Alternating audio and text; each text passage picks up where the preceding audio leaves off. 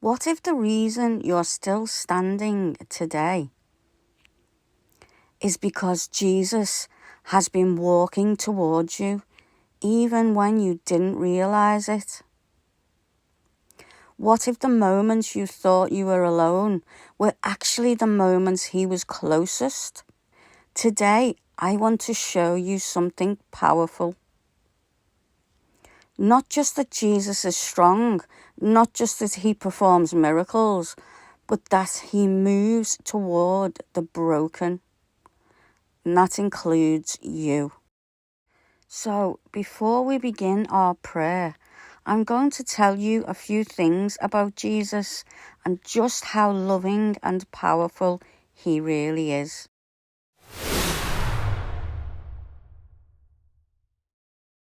In Mark chapter 5, we meet a man whose society had completely rejected. He was possessed. He lived among tombs. He broke chains. People were afraid of him.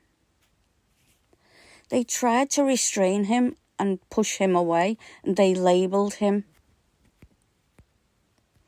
But Jesus did something extraordinary. He stepped off the boat and walked straight towards him. Think about that. Jesus didn't avoid the dark. He didn't wait for the man to get better, and he didn't demand proof of improvement. He approached him, and with authority, he set him free. This shows us something about the heart of Christ. He does not run from broken people, he runs towards them.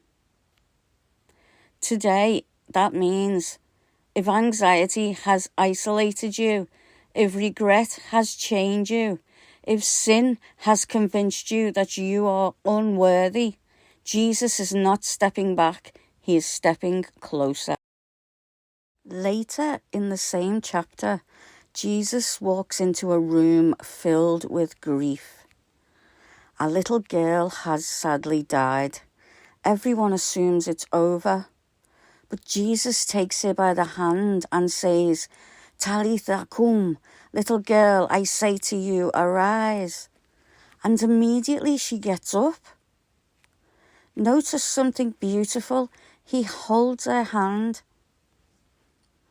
Power wrapped in gentleness, authority clothed in tenderness. Jesus is not harsh with the hurting. He speaks life where others pronounce death. For some of you watching, something feels dead. A dream, a relationship, your peace, your confidence, or your hope. But if Jesus can speak life into a lifeless body, he can speak life into your situation. I will restore to you the years that the locust has eaten. God is not just a forgiver, he is a restorer. Years lost to addiction, years lost to wrong decisions, years lost to fear, and years lost to bitterness. He can restore. Not always by rewinding time, but by redeeming what was lost and rebuilding stronger than before.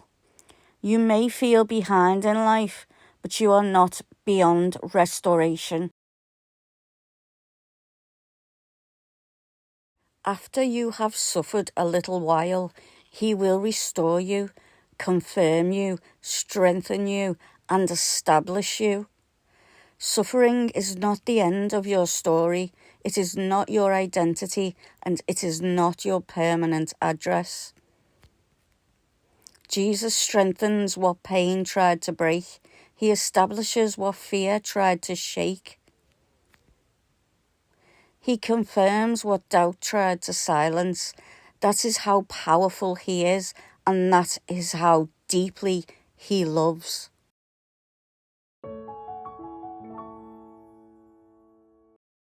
If that's you today, if you feel broken, tired, or in need of restoration, let's pray.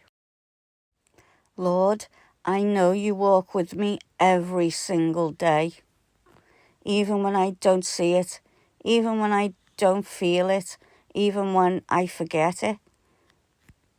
You have carried me through things that I would never have survived on my own. You have protected me in ways I cannot see.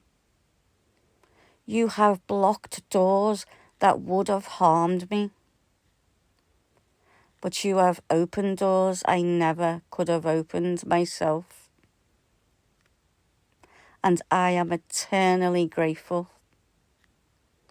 Thank you for walking toward me when others walked away.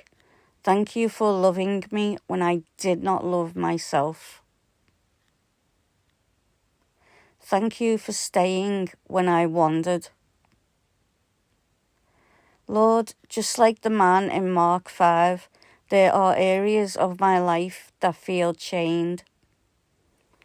Break what binds me. Free my mind from anxiety, free my heart from fear, and free my spirit from shame. Speak peace into the chaos. And just like you held that little girl's hand and said, "Arise," hold my hand now, Lord. Speak life into what feels dead in me. Revive my hope, revive my joy, and revive my purpose. Restore the years the locust has eaten. Restore confidence where there is insecurity. Restore faith where there is doubt. And restore clarity where there is confusion. And Lord, if I must walk through suffering, strengthen me in it, please.